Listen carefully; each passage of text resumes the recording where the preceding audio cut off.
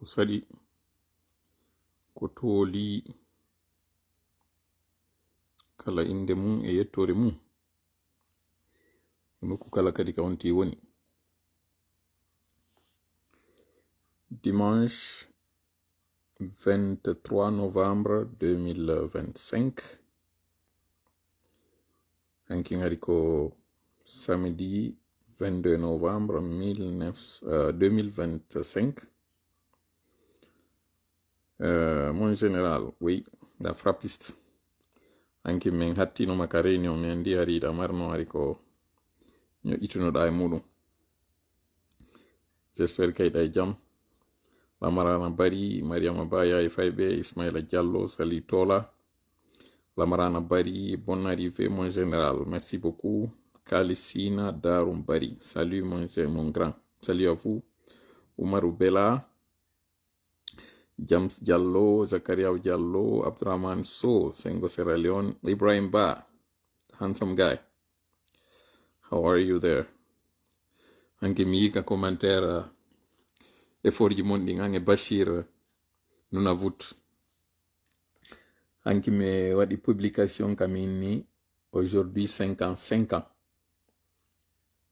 Imbebe mi no arika commentaire di noi na ton joyeux anniversaire.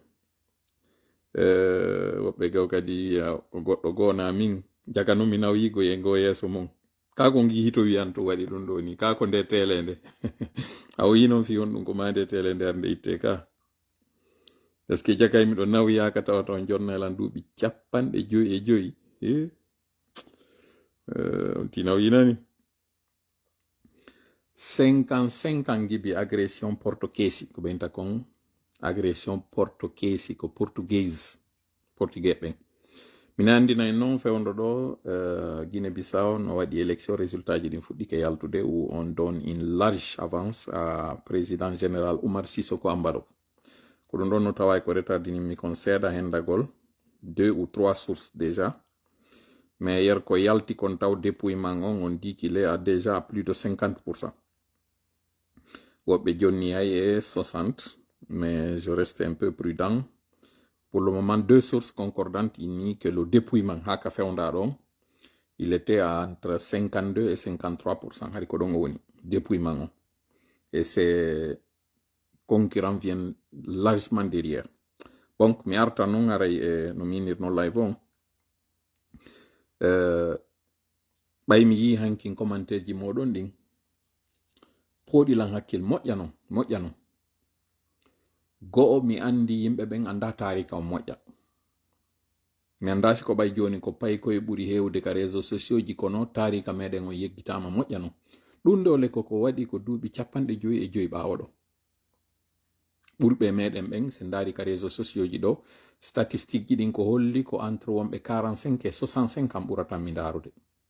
Ɓeɗo ɓe ndaran mi moƴƴa non. Hakkunde ɗon pardon entre 35 et 45 kono 45 et 65 kadi no ndarude lan moƴƴa non hiɓe ɗuuɗi kadi moƴƴa non ka statistique ji yiwgol ɗo non ko waɗi duuɓi 55 ɓawo ɗo yimɓe ɓen anda ɗum ɗo no hulɓini ɗum ɗo no taññinmi reedu moƴƴa non go'o ɗimmel mum ko mi taski kon e commentaire on yimɓe ɓen no hawji ka arata huɓintina goɗɗum e dire si goɗɗum waɗi hakkille ɗen taw ala e landitade kon ɗum o windi ɗo kon ɗum o fandi ɗo parce que min naali aujourd'hui j'ai 55 ans ko minni tun aujourd'hui 55 ans kon ɗon tout woni no commentaire ou 55 ans aujourd'hui quelque chose comme ça 55 ans aujourd'hui hande duuɓi 55 on ɗum ko duuɓi 55 goɗɗo yibi lagini wiya ko lagini duuɓi 55 gibi goɗɗo jombi gibi goɗɗo jibina gibi goɗɗo maayi gibi hunde kaari waɗi gibi l'école darna gibi hunɗum fus kono déjà yimɓe ɓen ari ka commentaire ji déjà yugo joyeux anniversaire parce que ko ɗum ɗon wowa yimɓe ɓen mi célébrata anniversaire am by the way est ce que no wodi ɗo anduɗo anniversaire am ɗo ka nder commentaire ɓen ɗo ɗon andi ɗo no wodi anduɗo o moy haysi ko lewru ndun tum arna yugol ngol déjà ñalande parce que mi célébrata anniversaire e wonɓe célébrude ɓen kadi si miɓe célébra mi ngalɗa e seeɗa parce que en réalité anniversaire ko ino tawa e ɗin ɗi seytane woni en e hoddirde yen célèbre anniversaire. Pourquoi? sen taskike net ko inneten kon aujourd'hui ennando plus en réalité ko ennando moins. Kono en andi seytane mo mari laawi buyino arira o weddintinara neɗɗo o. mi ala non go argol go wiya ɗo wondema si anniversaire goɗɗo célébri no boni non na ɗum na ki suiji comme mi woni min fi argol tongana ɗum yimɓe ma inna no aali o anniversaire ko ñalande nde tawata koko weltorte sabu se ndaari nelaɗo meɗen Muhammad sallallahu alaihi wasallam kamɓe déjà ɓe célébrayno anniversaire maɓɓe o yontere kala kono ko honno ɓe célébrayno ko commémoration ɓe waɗayno ɓe yetta Allah ɓe weltanomo tenen kala ɓayi ɓe geli ko e tenerre ɓe jibina tenen kala ɓe yetta Allah ɓe hooranamo. kono mi faala wiwde si goɗɗo inni hande GI ennando plus oui ka bindi a ɓeydi ñalande a heeɓi a ɓeydi hitande wotere kono ka duuɓi ma ɓayina ko luttata ina ko lannata haray duuɓol kadi ɗoytike duuɓi maɗa ɗi ñande fini weeti wo en ɓurta woni ɓatade gabuɗo on ñande fini weeti o ɗum ɗo noon ala e goto ko wawi fi ɗum ɗo mi wawana ɗum goɗɗum a wawana ɗum goɗɗum goto wawana ɗum ɗon goɗɗum bimbi kala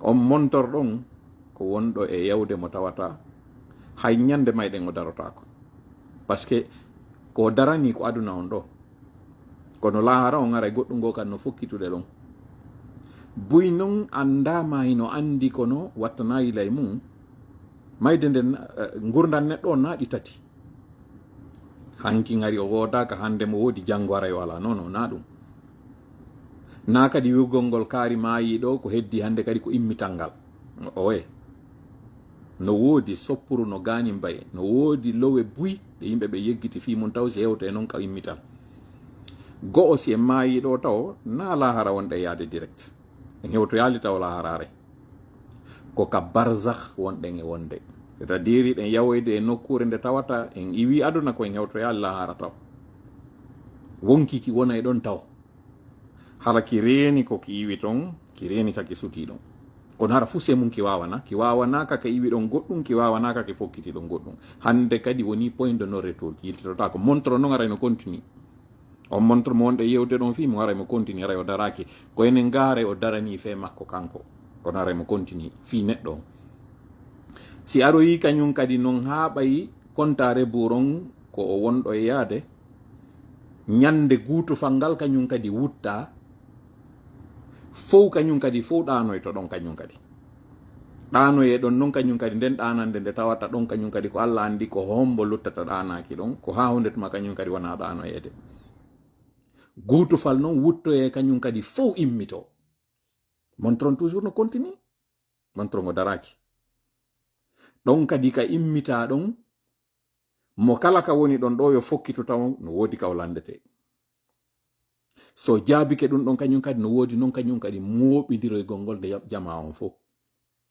ɗum ɗon kadi no ton ɗon kadi montron no continue goy ɗon kadi ala ko wawanda goɗɗum mi wawana ɗon goɗɗum an kadi a wawana goɗɗum goto kadi wawana ɗum ɗon goɗɗum ko Allah jogi on programme ɗon si mooɓidiroyama noon hande kadi peese ɗen no waɗe mo kala kañum kadi peesane ɗen noon peese aduna ɗo eɗen jogi sifa majje ka yinnete waɗanin ɗon 1 kilo on kilo ɗon ɓe ƴetta ɓe dewta ɗa peese tawɗe ko 1 kilo ɓe ƴetta noon ɗa tew ngum ɓe waɗa ɗon ɓe ndaara ha tawa hande kadi jiccoraki hay nokku ɓe ƴetta ɓe jonna on tigi nono lahara nano lahara ko moƴƴi ɗin e bonɗi ɗi mbaymo kala men no mari ɗi miɗo mari moƴƴi miɗo mari bonɗi ɗa mari moƴƴi ɗa mari bonɗi ko ɗiɗo wona joƴƴinede sengo kala ko hontono woni jiccoyade ceerno toroɗen Allah hara nde no jiccoyo koko moƴƴi kon harana ko boni kon sabu si ko boni kon jiccike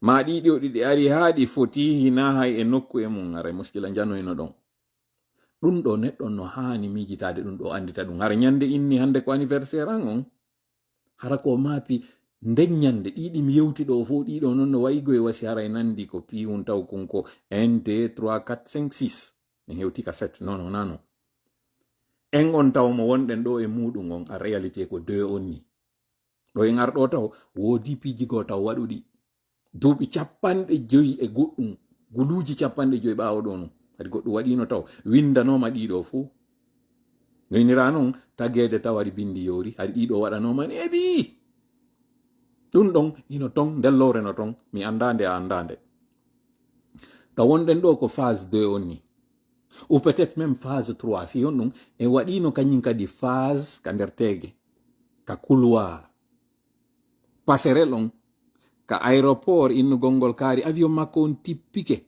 e kono ɓe yalti o e ɓe yaltal taw ɓe yalti o noddilan mo ka passerelle o noddilan himo ka douane o noddilan o yalti ko bagage on o habbi o hendi ke bagage on jaɓɓemo ko phase 2 on non phase 3 on non ko on wonɗen ɗo e mum hande kadi ko ɗo woni phase 3 si feƴƴino oɗo no mi wiri en noon sutoyɗen noon ka barzakh iwo en noon ka barzakh yawo en noon namere menen e yewtede ɗum ɗo jentorelan tun hakkille yewtere nden fuɗɗaki taw kono hiɗen daɗɗude nde hare mo kala inde mum e yettori mum ko saɗi mum ko toli ausbillahi samil ali min ashaitan rajim bismillahi rahmani rahim rabbi shrah li sadri wa yassir li amri wahlul uqdatan min lisani yafqahu qawli rabbana allimna ma yanfa'una wanfa'na bima 'allamtana wa zidna 'ilman nafi'an waj'alna lil muttaqina imama ويكاد الذين كفروا ليزلقونك بأبصارهم لما سمعوا الذكر ويقولون إنه لمجنون وما هو إلا ذكر للعالمين وما رميت إذ رميت ولكن الله رمى بل نقذف بالحق على الباطل فيدمغه فإذا هو زاهق ولكم الويل مما تصفون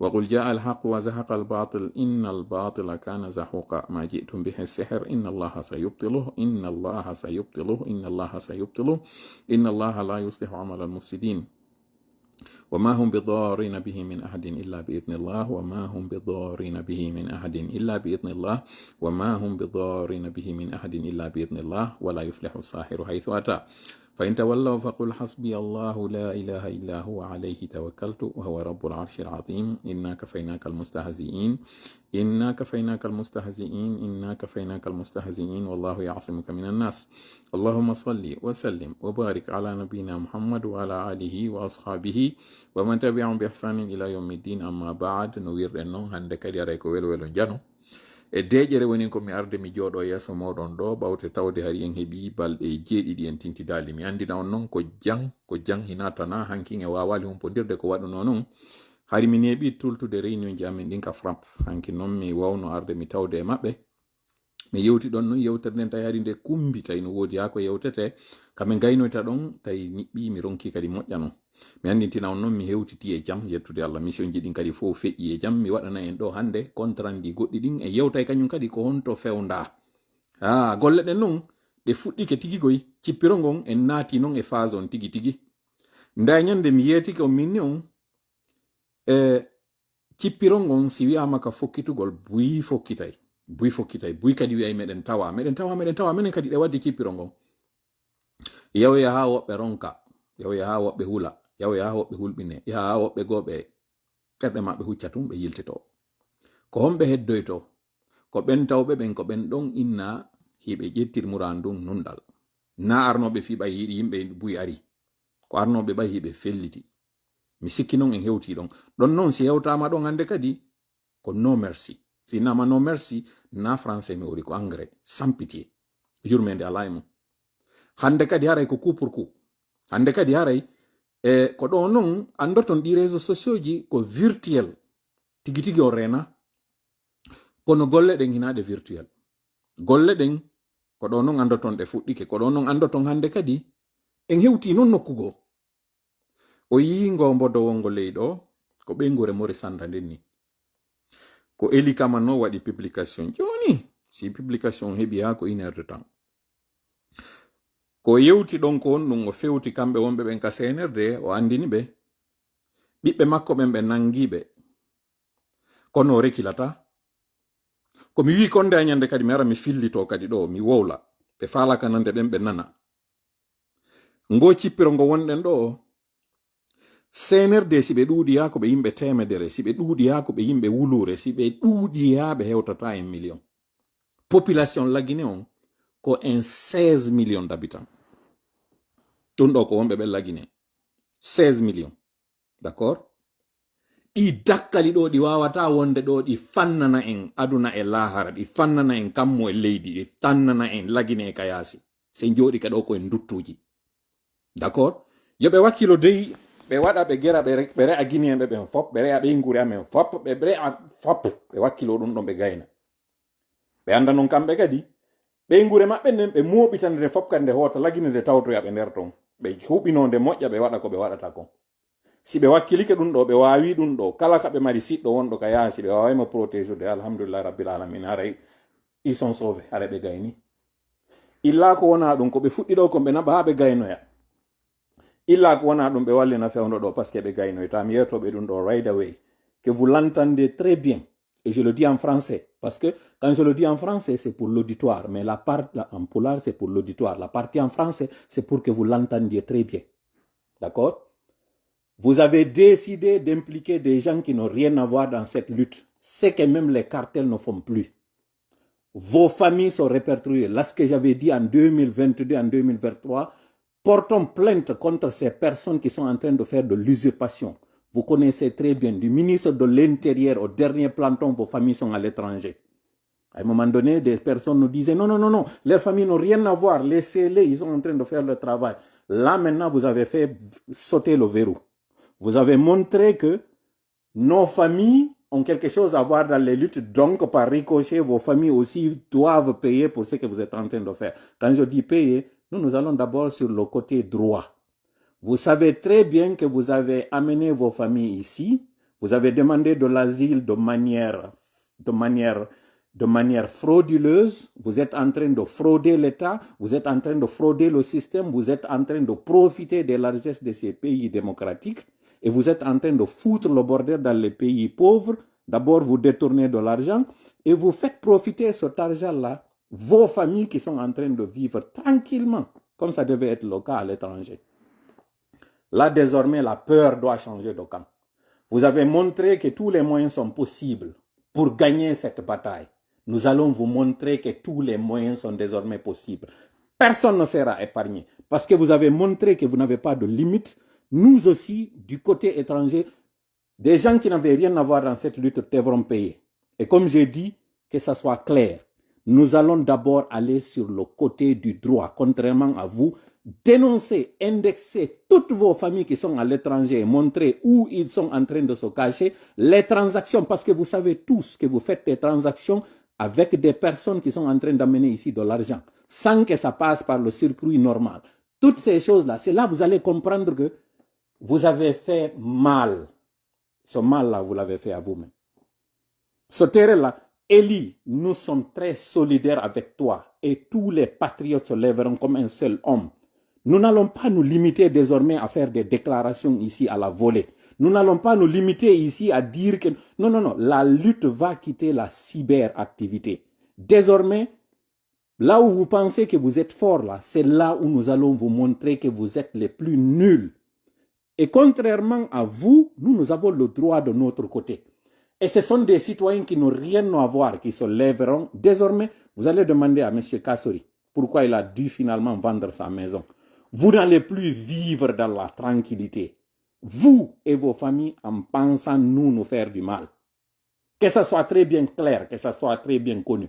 Vous ne connaîtrez plus la tranquillité. D'abord, vous et ceux que vous pensez protéger. Parce que désormais, vous avez montré que des gens qui n'ont rien à voir doivent payer. C'est vous qui avez engagé ce terrain-là. Et sur ce terrain-là, Wallah, nous irons jusqu'au bout. Moi déjà, je l'ai dit, je répète encore.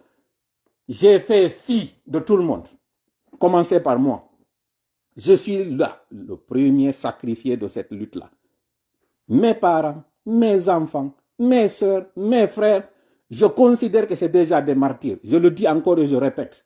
Si vous êtes engagé de la même façon, alors dans ce cas, le combat est équilibré. Si vous savez que vous tenez au vôtre d'une autre façon, alors dans ce cas, c'est le moment pour vous d'abandonner. Parce que moi, je dis et je répète, je n'abandonnerai pas dans cette lutte-là. C'est vous qui êtes dans le faux, c'est vous qui êtes dans le mauvais. Nous sommes du côté. Le droit est de notre côté. La vérité est de notre côté. Nous irons jusqu'au bout. Si vous pensez que vos méthodes d'intimidation là vont marcher, ça ne marchera pas. Et d'ailleurs,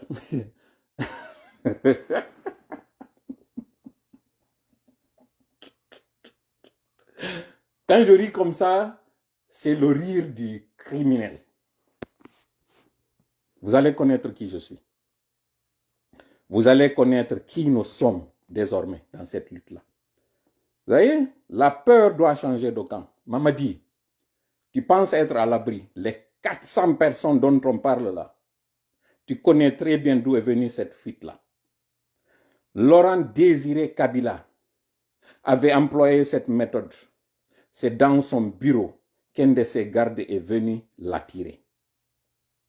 Aujourd'hui, il y a son fils qui est à l'étranger. Va te renseigner très bien sur l'histoire. Tu comprendras que l'Afrique centrale n'est pas l'Afrique de l'Ouest. Si on ne t'a pas très bien renseigné, si on ne t'a pas très bien informé, renseigne-toi très bien. Vous avez vu ce qui est en train de se passer actuellement au niveau des zones d'orpaillage. Président Alpha Condé, garde à vous. Chapeau. Sincèrement, on vous avait combattu ici, mais en réalité, vous étiez une victime parce que ceux qui étaient en train de vous combattre étaient plus forts que vous. Ils nous ont utilisés encore pour vous abattre parce que sans nous, notre implication, le CNRD n'allait pas avoir le dessus sur vous. Maintenant, on se rend compte que vous étiez quelqu'un qui était combattu. Et la honte dans toute cette histoire, c'est que des jeunes de notre génération ont dû utiliser des jeunes comme nous pour combattre un vieillard qui a 90 ans. Vous n'avez vraiment pas honte. Vous n'avez pas honte. Madifine Diané, tu n'as vraiment pas honte. Tu as combattu cet homme que tu sais très bien qu'il t'a donné beaucoup de choses. Lorsque tu as été à la base de l'élimination du chauffeur de l'ambulance à l'Abbé, le président Alpha Condé aurait pu te poursuivre pour ça. Mais puisque vous étiez en train de faire Langban Salé, vous avez étouffé l'affaire, il n'a connu ça qu'après, de manière très tardive.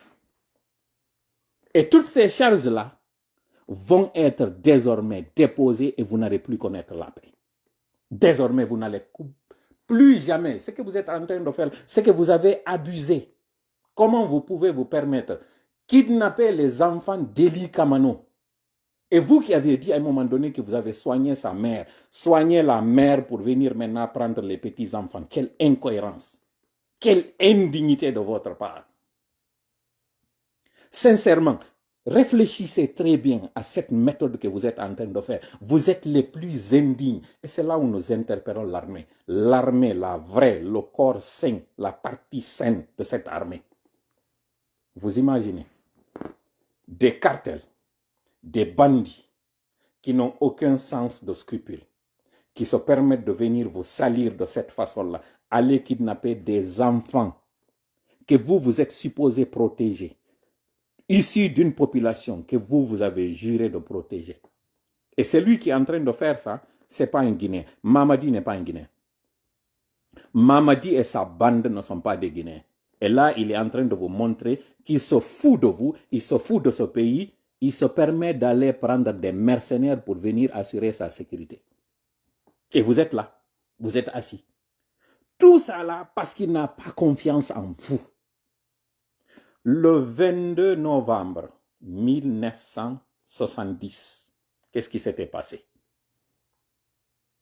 Il s'était passé que des mercenaires avaient quitté un pays pour venir agresser la Guinée.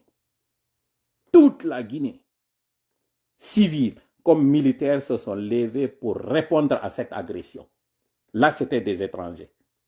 Là, c'est quelqu'un qui se dit être président d'un pays souverain qui se permet de faire venir des mercenaires pour lui assurer sa sécurité.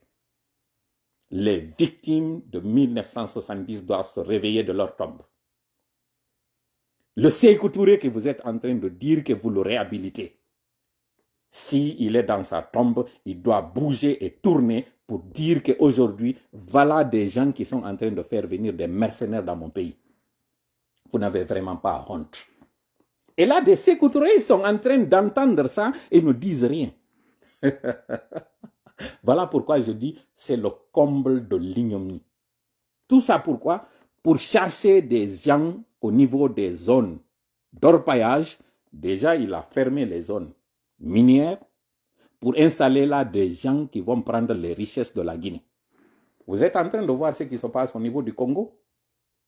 Le Congo aujourd'hui déstabilisé parce que les richesses du Congo intéressent les pays voisins. Là, ce n'est même pas un pays limitrophe. Ce n'est pas un pays limitrophe. Ce n'est pas le Sénégal qui veut les richesses du pays. Ce n'est pas du tout le Sénégal, ce n'est pas du tout le Mali, ce n'est pas du tout la Guinée-Bissau, non, ce n'est pas un pays frontalier. Parce que tout ça là, ce sont des frontières imaginaires. C'est un pays complètement de l'Afrique centrale que des gens sont en train de manipuler parce que c'est le néocolonialisme. Il faut venir comme des rapaces, il faut venir partager la Guinée, il faut charcuter le pays, chacun prend sa part et puis on s'en va. Il s'en fiche. Tout ça là, parce qu'un président Alpha Condé a fait une apparition dans laquelle il a fait une petite intervention. Il dit que c'est le serpent caché qui mord. Il n'y a pas de sérénité. Et vous faites croire que vous êtes serein. Vous avez vu, si cet accident de citerne-là n'avait pas montré qu'aujourd'hui, à certaines destinations de citerne, lorsque les camions quittent, il y a un gendarme à l'intérieur. Exactement ce qui est en train de se passer au Mali. Et vous voulez nous faire croire que vous êtes serein, bande d'hypocrites que vous êtes, poltron que vous êtes. Tout ce dispositif, parce que toi, Mamadi, tu sais très bien que tu es terré comme un rat. Tu vis une vie de rat dans les égouts. Tout cela, tu t'es compliqué la vie pour rien. Tout ça là, ça pouvait s'arrêter. Si toi, tu décidais que ça s'arrête, ça allait s'arrêter. Mais malheureusement, puisque ton destin est scellé, tu ne pourras pas t'arrêter. Et c'est dommage. C'est bien dommage ce que tu es en train de faire. Vous avez décidé que vous allez partir et emporter avec vous dans vos tombes ce pays-là. Ça ne marchera pas. Nous sommes là pour arrêter cette saignée. Nous sommes là pour sauver ce pays. Vous, vous êtes venus pour vendre, brader ce pays-là à vil prix, casser toutes les valeurs de ce pays. Nous n'allons pas le permettre.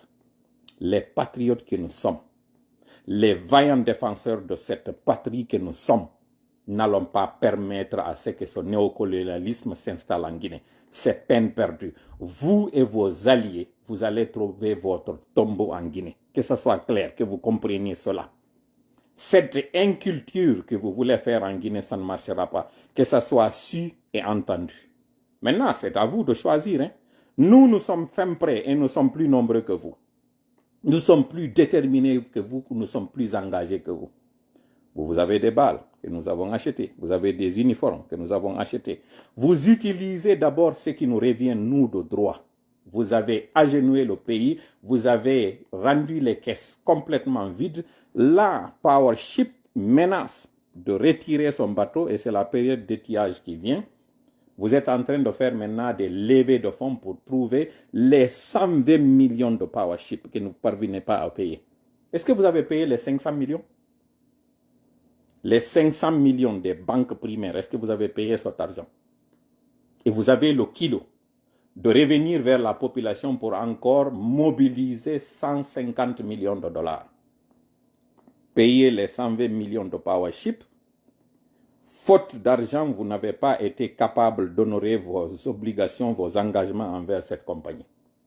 Maintenant qu'elle a menacé de retirer le bateau, la période d'étiage vient, comme j'ai dit encore une fois, je me répète. Vous savez que vous aviez la pluviométrie qui vous aidait. Là que cette pluviométrie a diminué, la compagnie a menacé de retirer son bateau. Vous savez que quand cela arrivera et que toute la population va se lever dans les quartiers, vous ne pourrez pas le gérer. Là, vous revenez encore vers la population affaiblie, qui est ostracisée, qui est éprouvée, parce qu'elle est résiliente. Vous voulez encore venir prendre les maigres moyens de ces populations pour encore cacher votre incapacité, votre amateurisme, votre... J'essaie de trouver une expression qui colle vraiment à cette chiennerie que vous êtes en train d'instaurer aujourd'hui. Et là, vous êtes en train de faire semblant que ça va. Ça ne va pas. Le Mali n'a pas pu résister à ce qui se passe. Le Sahel n'a pas pu résister. Ce n'est pas vous qui allez résister. Et ça, c'est un clin d'œil. Et c'est une information en même temps aux populations du Sahel. L'option de faire passer les citernes par la Guinée, donc le carburant du Mali que ça passe par la Guinée, si vous avez mis un pied là-dessus, c'est parce que vous voulez étouffer la population malienne. Là, je ne parle pas de la gente, je ne parle pas d'Assimi Goïta, je ne parle pas d'Ibé, Je ne parle pas de Tiani, je parle de la population de ces grands pays. La population du Sahel, d'ailleurs qui constitue plus de 50% de la population de l'Afrique de l'Ouest, la CEDEAO. En termes de territoire, en tout cas, ils occupent plus de 50% du territoire de l'Afrique de l'Ouest. Parce que vous voulez faire plaisir à cette armée française, vous avez voulu que ça passe par le Sénégal. Le Sénégal n'a pas accepté par le président Diomaye Faye. Il a négocié avec les armateurs, avec les compagnies maritimes pour que le service reprenne et que le Sénégal et que le Mali ne soient pas du tout privés, qu'ils ne soient pas du tout sévrés de ces produits de première nécessité. Parce que vous êtes en train de faire une campagne de propagande à laquelle nous n'avons pas de problème. Hein? Parce que cette gente, elle doit partir. Mais il n'est pas question de faire partir cette gente pour que l'armée française vienne s'installer de nouveau dans ces pays. Elle est partie, elle est partie. Il n'est pas question. Vous rêvez. Vous qui êtes en train de soutenir Mamadi, vous êtes en train de rêver debout. Il n'est pas question qu'après 67 ans d'indépendance que vous reveniez en Guinée. Que ça soit clair. Sachez-le très bien. À partir de votre patron Macron, jusqu'au plus dernier d'entre vous, lui Mamadi, le plus dernier, le plus nul, vous n'allez pas pouvoir prospérer sur cette affaire-là. Nous sommes prêts à tolérer que Assimi soit encore au pouvoir à condition qu'il se réconcilie avec sa partie, avec les politiciens, avec sa population. Mais il n'est pas question que vous fassiez partir Assimi Goïta pour que l'armée française puisse s'installer en Afrique de l'Ouest. Il est hors de question. Ce message-là, vous devez très bien l'entendre. Maintenant, c'est à vous de faire le choix. Sacrifier Mamadi pour que vous puissiez au moins garder les liens, parce que nous n'avons rien contre la France, nous n'avons rien contre les Français. Mais cette armée qui veut mettre à la tête des populations ostracisées, victimes des poltrons qui sont à votre solde, ça ne marchera pas. Bokassa ne pourra pas revenir ici, en Guinée. Ce n'est pas du tout une question, ce n'est pas du tout une option. Il n'en est pas du tout question. Sachez-le très bien. Ce message, il est adressé à la France, particulièrement à l'armée. Celui-là qui était venu dans l'hélicoptère pour atterrir au palais Mohamed V, ton formateur Mamadi, on en a marre de ce que vous êtes en train de faire. Ça ne vous a pas suffi que cette Rwandaise puisse demander à ce qu'on rétablisse la Guinée malgré les sanctions. Ça ne vous a pas suffi. Maintenant, vous voulez vendre toute la Guinée au Rwanda et aux pays de l'Afrique centrale. Ça ne marchera pas. Sachez-le très bien. Mettez ça dans vos têtes. Le président Alpha Condé reviendra et il va laver l'affront. Vous nous avez mis en mal avec lui alors que vous étiez la partie nuisible. Vous étiez ceux-là qui kidnappaient. Le camp de Soronkodi, nous avons eu des images de comment vous étiez en train de torturer. Dans ces images, nous avons reconnu des éléments des forces spéciales. Et ça, c'est Mamadi qui était en train de piloter ces opérations.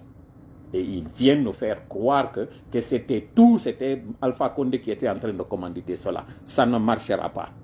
C'est des gens de l'armée qui nous ont sorti ces images pour dire, en réalité, nous vous présentons des excuses.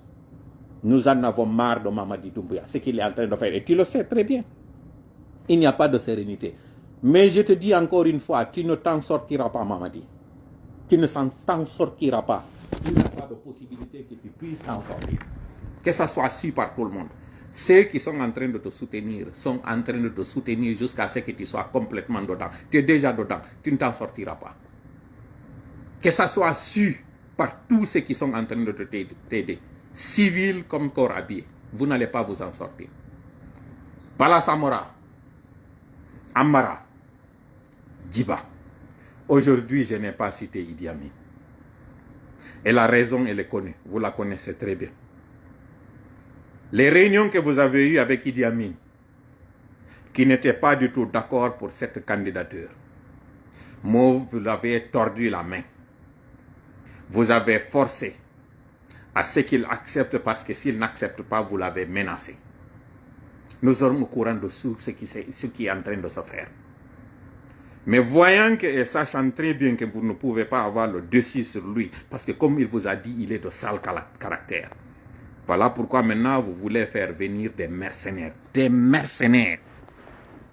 Des mercenaires. Est-ce que vous êtes vraiment conscient de ce que vous êtes en train d'entendre là? Des mercenaires. pour venir chasser des orpailleurs dans leur pays, pour venir sécuriser quelqu'un qui n'a rien à cirer de la Guinée, qui n'a rien à cirer des valeurs de la dignité. Est-ce que vous imaginez? Vous chassez quelqu'un qui a fait 40 ans de lutte. Vous utilisez ce vieillard, qui a été en réalité celui-là qui avait sauvé des malinqués à un moment donné, au moment où vous ne pouviez même pas oser parler malinqués au sein de l'effectif de l'armée. Aujourd'hui, lui, il vient, il vous manipule. Vous faites mal à celui-là qui vous avait défendu au moment où personne n'était prêt à vous défendre. Il s'appelle Alpha Condé. Aujourd'hui, il vient, même son héritage politique, ce qu'il a fait, il est en train d'enterrer cela et jeter ça à l'eau. Il vient, il dépièce son parti. Il le prive de la dépouille de sa femme. Tout cela pour que ce dernier meure de chagrin. Il a résisté. Vous l'avez vu, il est plus en forme.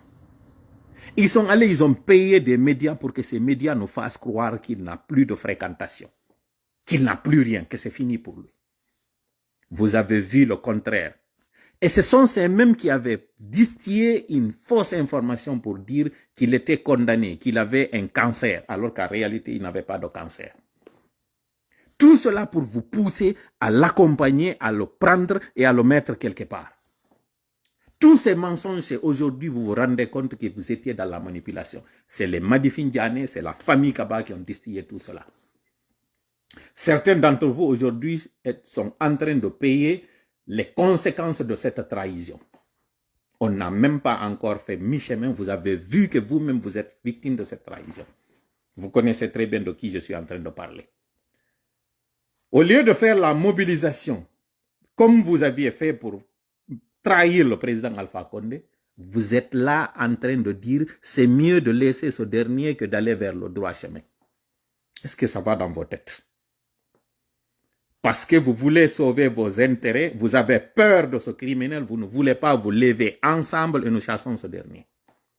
Et vous voyez déjà, c'est visible, ça saute aux yeux. Vous voyez la trahison, le chemin, la destination de Mamadi Doumbouya. Il veut brader ce pays et vous chassez, ils vous mettent déjà en mal avec le Burkina. Et vous connaissez les liens entre la Guinée, le Mali, les liens entre la Guinée et le Burkina. Aujourd'hui, vous avez vu les révoltes sur les zones minières. Ils utilisent quelqu'un qui n'est même pas burkinabé. Ils font parler à ce dernier la langue des burkinabés pour dire « Je suis en train de venir détruire les mines guinéennes pour construire mon pays au Burkina ». Tout cela, c'est pour vous mettre à mal, pour qu'on chasse ces burkinabés, qu'on chasse même certains Guinéens. Et là, ils vont faire venir des gens qui ne sont même pas de l'Afrique de l'Ouest. Pour que ces derniers prennent les zones minières, prennent tout l'or et amènent chez eux. Vous avez vu, ils ont détruit les cours d'eau. Vous ne pouvez plus faire l'agriculture. La famille de Mamadi, sa sœur, sa famille directe, aujourd'hui a pris le contrôle de toutes les zones minières. On vous a interdit de faire la mine artisanale. Vous allez vivre de quoi désormais? Dites-moi, vous allez vivre de quoi, vous?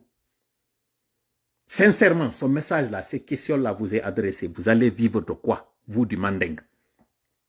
Peuple de Guinée, vous allez vivre de quoi? Et ce qui est encore très triste dans cette histoire, on vous fait croire aujourd'hui que la cible, ce sont les Peuls, c'est les originaires du Fouta. C'est ce qu'on vous fait croire. Ce n'est pas eux la victime finale. Ce n'est pas eux. Mais dans toute stratégie, on commence par le plus fort. Lorsqu'on utilise les faibles contre le plus fort, on va éliminer le plus fort. On ira vers le moins fort. Si on a fini avec le plus fort, c'est une simple formalité avec le moins fort. Le moins fort, c'est qui? C'est les gens de la forêt. Ils vont finir avec les gens de la forêt. Ils vont aller maintenant vers la minorité, les gens de la basse-côte. L'intention finale du CNRD, ce n'est pas simplement de chercher des Guinéens sur les zones minières. Non, ce n'est pas ça. Ce n'est pas de partager les ressources de Simandou avec des pays frontaliers. Ce n'est pas ça.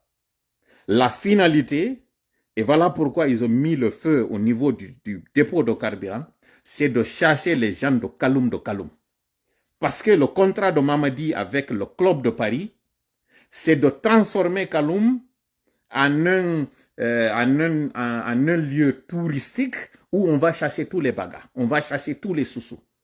Et lorsqu'ils vont s'en prendre à ces sous-sous, on aura fini avec les plus nombreux, c'est-à-dire les Peuls, qui ont la plus grande démographie. On aura fini avec les forestiers, qu'on aura d'ailleurs chassé vers la Côte d'Ivoire, vers le Libéria, vers la Sierra Leone. Ils vont prendre toute la zone minière. Et là, ce qui restait de la Basse-Guinée, on va chercher maintenant les sous-sous. Où vous allez? Vous allez partir en Sierra Leone? Après avoir fait aux ressortissants léonais ce qu'ils ont fait, preuve à l'appui avec des images, vous pensez que les léonais vont vous accueillir là-bas? Non, ils ne vont pas vous accueillir. Vous allez tous aller à l'île de Kassa, à l'île de Rome, à l'île de Fotoba. C'est là que vous allez partir. Là où il a installé justement son camp, c'est là-bas où vous allez partir. Lorsqu'il n'y aura plus personne pour vous défendre, lorsqu'on vous aura utilisé pour combattre les Peuls et les forestiers, c'est en ce moment, lorsqu'on viendra pour vous, personne ne se lèvera. Les gens diront, vous avez mérité. C'est vous qu'on a utilisé pour chanter chez louanges. Ce jour-là, vous allez regretter. Donc, sachez que ça ne concerne pas que les Peuls, ça ne concerne pas que les Malinqués, ça ne concerne pas que les forestiers. Ça concerne aujourd'hui toute la Guinée. Cette bande de malfaiteurs aujourd'hui qui est en train d'utiliser les uns contre les autres n'a qu'un seul objectif. Cet objectif, c'est de déposséder ce pays de ses propres citoyens et de le mettre aux enchères à des gens qui n'ont rien à cirer. Voilà pourquoi ils ont donné une partie aux Sénégalais, pour que le Sénégal chasse les Guinéens du Sénégal. Voilà pourquoi on a donné une partie aux Ivoiriens, pour que les Ivoiriens compliquent la tâche aux Guinéens. Voilà pourquoi on a promis une partie aux Léonais, pour que les Léonais encore chassent ou mettent la situation difficile aux Guinéens. Voilà l'objectif, voilà le projet du CNRD, voilà le projet de Mamadi Doumbouya. Et après avoir eu sa garde, après avoir eu la bénédiction du Rwanda, c'est en ce moment maintenant il va prendre aussi le contrôle des zones frontalières. Ils vont aller attaquer la Sierra Leone avec ses diamants. Ils vont aller vers la Guinée-Bissau, pensant que la Guinée-Bissau c'est un petit pays. Ils vont utiliser les cartels et ces cartels vont déposséder un président, ils vont le déposer, ils vont dire qu'il a fait un deuxième mandat, ils vont faire croire aux gens qu'il était sur son troisième mandat. Le président Ambalo, c'est la victime de notre coup d'État avec les cartels. Vous avez vu la quantité de drogue qu'on a saisie au niveau de l'aéroport?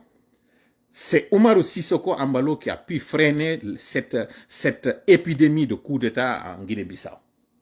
Mais lorsqu'ils feront ce qu'ils veulent, ils iront en Guinée-Bissau, ils vont encore prendre les ressources de la Guinée-Bissau, ils vont aller encore tous les pays, ils vont aller pays par pays. Le seul pays qui aura certainement le salut, ça va être la Côte d'Ivoire. Pour combien de temps? Pour combien de temps la Côte d'Ivoire aura son salut? En tout cas, pas pour longtemps. Voilà le projet dans lequel le CNRD veut s'engager. Là, on ne parle pas que de la Guinée. On ne parle pas que d'une seule zone de la Guinée. On est en train de parler de toute la région de l'Afrique de l'Ouest. Ce n'est pas pour rien que le Rwanda, malgré que le Rwanda a décidé de quitter la francophonie, il continue toujours de faire des pieds et des mains pour le supplier lui.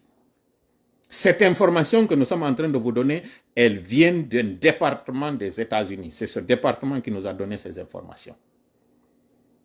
Ce département ayant compris les combines, ce que le Rwanda a fait au niveau de l'Afrique centrale, qu'il veut faire en Afrique de l'Ouest, voilà l'information. Vous devez être au courant de ça. Le peuple de Guinée doit savoir ça. Les pays frontaliers, les voisins de la Guinée doivent savoir ce projet. Et savoir que cette manipulation dans laquelle on est en train de vous embobiner, ce n'est pas dans votre intérêt. Mamadi Doumbouya, là où il n'a pas laissé sa propre population, il ne va pas vous épargner. Le Sénégal doit très bien le savoir. La Sierra Leone doit très bien le savoir. La Guinée-Bissau doit très bien le savoir. Le Libéria aussi, là où ils ont violé l'espace territorial du Libéria, ce n'est pas là où ils vont les épargner. Vous savez, ils sont allés dans une prison libérienne pour extraire un détenu et l'extrader en Guinée.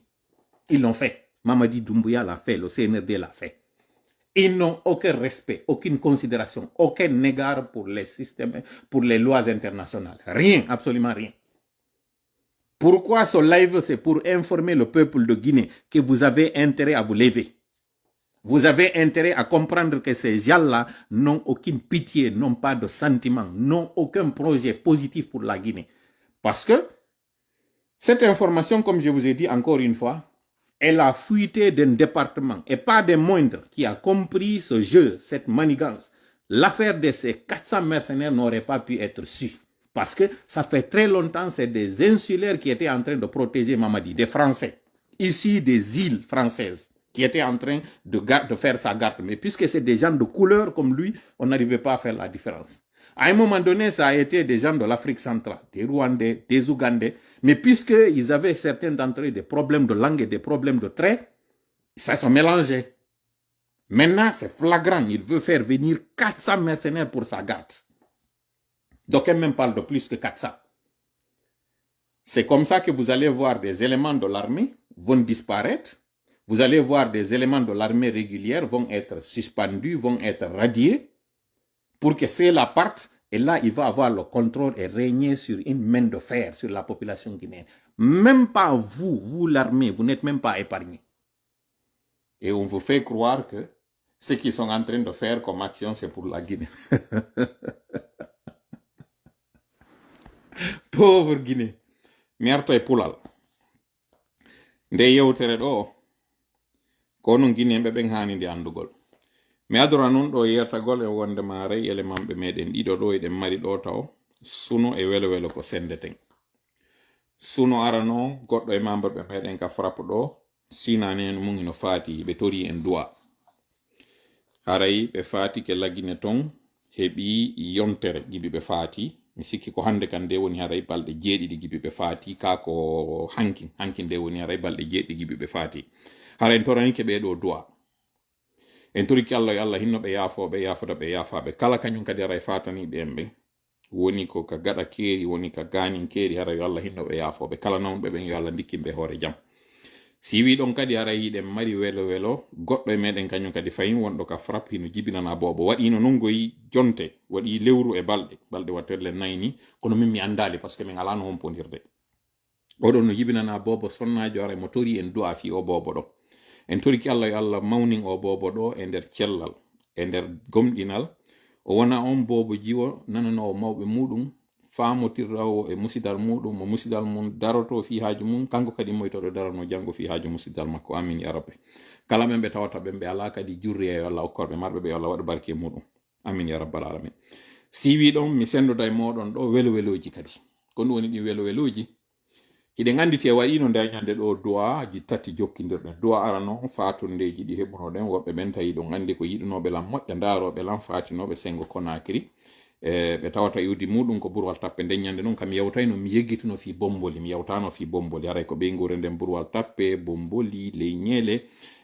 maali e mberen eɓe terlen kala dingirayi un peu partout haray ko ɓen ɗo wonno ko hiwra en andi a wanno on duwa ɗon jokkintinɗen on duwa ɗon kañum kadi woɓɓe tawnoɓe hari mawɓe mum hino fooyi ɓe tawata nawnare nden no tiiɗi moƴƴa non sakkitorɗen du'aji ɗin goɗɗo tawnoɗo eno marno probléme justice kanko e ɓeygu makko hari ɓeygu makko no naɓi mo saria ɗen anditi haɗi e waɗino ɗum ɗon kono moni artande meɗen e ɗin du'aji ɗon tati goɗɗum mi faala en wollude ɗo mi faala kadi sendodude e moɗon ɗo nawnunoɓe ɓen nawnare maɓɓe nden harno tiiɗi moƴƴa non hari ɓe hulana kono alhamdulillahi rabbil alamina ɓe dikki ɓe yalti laɓtani ɓe hoti ay lagine ɓeɗo noon hari hino mapanano anana no moƴƴa non kono duwaji meɗen ɗin battini ɓe dikki alhamdulillahi rabbil alamina en toriki Allah kañum kadi yo Allah tabintin kañum kadi cellal ngal ɓeyda ngal kala nawniraɓe kañum kadi yo Allah dikkinɓe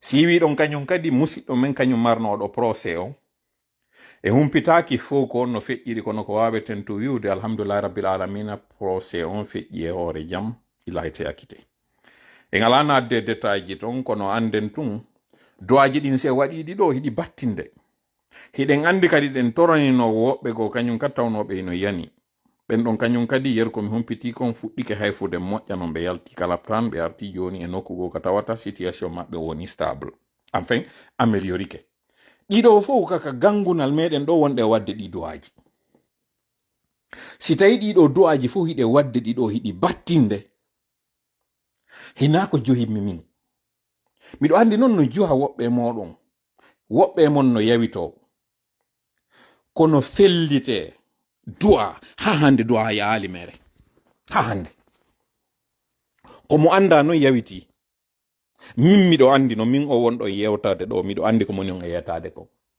simi wowlani on miracle ji ɗi mi rewi e muɗum ɗin jibi inna ko mi woni min ha kam hewti hande ɗo on tawayi kono gomɗinirɗa Allah o yaltitira e ma ko nun kañum kadi o wigoy wama dhannukum bi rabbil alamina ko honɗum habbori ɗon mo kanko Allah ko surat mi sikki ko safati mi sikki o yewti ɗum sinam fayu sinami fayu dey ko surat safati ko honɗum non kañum kadi yewta fi mum ko kanko annabi Ibrahima wonano yewtede fi mum si ɗum ɗo yewta fi muɗum kono mi faala en wiwde jama senerde no suuɗi on goɗɗum ko tawata mi faala yon humpito ɗo moƴƴa andon eɓe faminani on ka kene ils ont le contrôle ɓe faminani on ka gene wondema ɓe fooli ɓe gayni ɓe futodi e ɗum ɗo no hell no ɓe wawali o yiiɗo accident waɗi hande mamu mo tawata on mi yiya yewtere wonde wadde nen ko ɓe woni wiide versoji yo interdit dogigol interdit yo ɗum ɗo disposition ji waɗe ten détournude ba on ko ten détournude ba on c'est vrai accident ji no wadde hande ɗo ɗi tawata auto e verso e buyno tawa e mum fureji buyno yaltude e muɗum but wait a minute jentite moƴƴa koko moni on e yetade ɗo accemi pooɗa ɗo hakkille moɗon ɗo e seeɗaji heɗo relan non hakkil ko moni e yewde ɗo kon ñande wo mi wiya yon heɗo relan hakkil kono hande kadi mi faala yon pooɗu hakkil moƴƴa e koko moni on e fewtinde ɗo si a ɗaɓɓi ka ala a heɓata sa a ɗaɓɓi e nokkure goɗɗum heɓota ko a sikka yakata ara kataka senerde ko tana ardi e mum senerde noon seede ko tana ardi e muɗum yeetelan tanaji albawlawuji waɗuɗi ɗin gibi senerde inni ari yeetelan ko ɗi jelu ene maynoɓen ka stade ko verso on ari tawi ɓen ɗo wari ɓe ɗon temeɗe tato e goɗɗo ko versowal arno wari ɓen ɗon e ngal versowal ɗo eno janɗi maynoɓe ɓen maneyaɓe tawata ko ndiyan saaji ɗan ndiyan ɗo ili tawi ɓe ka nder cuuɗi maɓɓe wari ɗi 17 foyer ko versowal gotal wonno ko ƴawni ɓeɗo fo yotowal ɓe maayi ɗi accident ji wonɗi e wadde o dépôt sumuɗo ɗo yimɓe jelo maayi ɗon o ko versowal arno naati e ɗin kivji ɗon kañum kadi wari ɓen ɗon ɗi makitiji wonɗi e sumude ɗo yimɓe wonɓe mayde cuuɗi muɗum hino sumi ko versoje woni arde wara ɓeɗo milandi on tun milandi on ko versoji woni e wadde ɗiɗo fo wonɓe mayde hande ɗo kam maayo wonɓe ƴettude batoje fi doggugol yalta nde tampere ɗo o ɓilla ɗo ya rewa Nicaragua ya rewa kareyi o ha hewtoya ka woni ton ɓeɗo fo ko versoje woni e warde ɓeɗo en fait senerde incapacité muɗum o hino ƴettude ɗum de dewta e hoore goɗɗo mo tawata c'est une simple victime c'est vrai y a de l'incompétence c'est vrai y a de l'amateurisme c'est vrai y a un laisser aller hande ɗo sensibilisation on ko duwanno waɗugol ko ɓe chauffeur ɓe ɗo si tawno hara goɗɗo si ittino wonki gooti permis makko wonayno suspendu otowal makko ngal wona darnetengal hande kadi aɗa wawata dogude to si kadi ɗo piiji waɗayno ko jelo senerde kañum tigi wari ɓe teyi pas ɓe ari ɓe felli ɓe ko ɓe jeloɓe kamɓe tigi ɓe ƴetti otoje maɓɓe ɓe tappi yimɓe ɓe maayi ko jelo wona arede tawe ka suudu muɗum bandi ara tawa ɓeɗo wara ɓeɗo fof kañum kadi ko versoje woni e warde ɓeɗo komi faala on wiwde o yi Paul Pogba repreni ballon o hiɗo anditi ko honde tuma Paul Pogba fuɗɗi heɓude probléme par ce que hari ko star jo mondial Paul Pogba hari tout allait très bien pour lui hari ko yaynoɗamo ko entre Dubai Arabie Saoudite e nokkure ka yaynoɗamo ton fo para hajuji makko no marsi kono ɗon anditi match moɓe waɗuno on ka stade nongo stade général Lansana Conté de nongo hiɗon manditi ko ɓayo hooti ɗon probléme ji makko ɗin ɗi fuɗɗi goɗɗo noon aroya ɗo joni na MHD de kañum kadi ko ni MHD kañum kadi warno laggine ɗo tun heɓi probléme ma ɗum oya konno ɓe innata oya konno black em heɓal taw probléme habbe black em probléme makko on taw woni heɓaki kono wallinen fi ɓen ɗon ɗiɗo non dirnen ɓeɗa siru girasi comme men do fawi mo rattude ɗo ballon d'or oɗo kañum kadi simple proximité ko ɓattodire CNRD comme faala wiwde ɓeɓe won ɗon yiide ɗo fop hande no wallidirde CNRD